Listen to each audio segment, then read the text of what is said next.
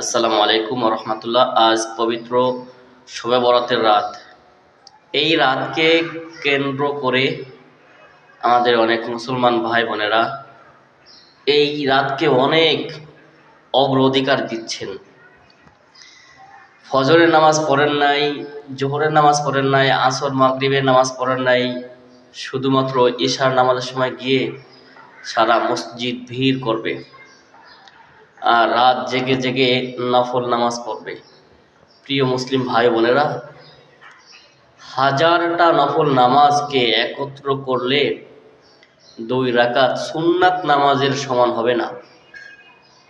আর ফরজ নামাজ তো অনেক দূরের কথা।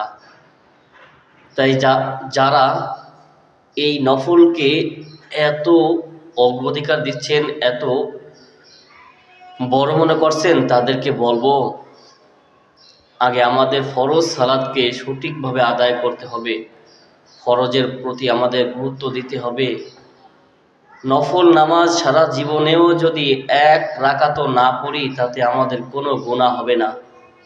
আমাদের ফরজ নামাজ ছেড়ে দিলে আল্লাহর কাছে এটার জবাবদিহিতা করতে হবে। তাই আসুন আমরা নফলের থেকে ফরজের প্রতি বেশি গুরুত্ব দিই, ফরজ সালাতকে সঠিকভাবে আদায় করি। যদি কথাটি ভালো লেগে থাকে তাহলে অবশ্যই আমরা সবাই পালন করার চেষ্টা করব। আল্লাহ আমাদের সবাইকে সঠিক বুঝ দান করুন। হ্যাঁ, আপনি নফল ইবাদত করবেন, কোনো বাধা নেই, তবে নফলকে এত বেশি গুরুত্ব দিলে বিদআতের পর্যায়ে চলে যায়। তাই বলবো, নফলকে গুরুত্ব না দিয়ে আগে ফরজকে গুরুত্ব দিন। ফরজের প্রতি আপনি যত্নশীল হন, ফরজ সালাত আদায় করুন। ফরজ সালাত হচ্ছে আল্লাহর হুকুম।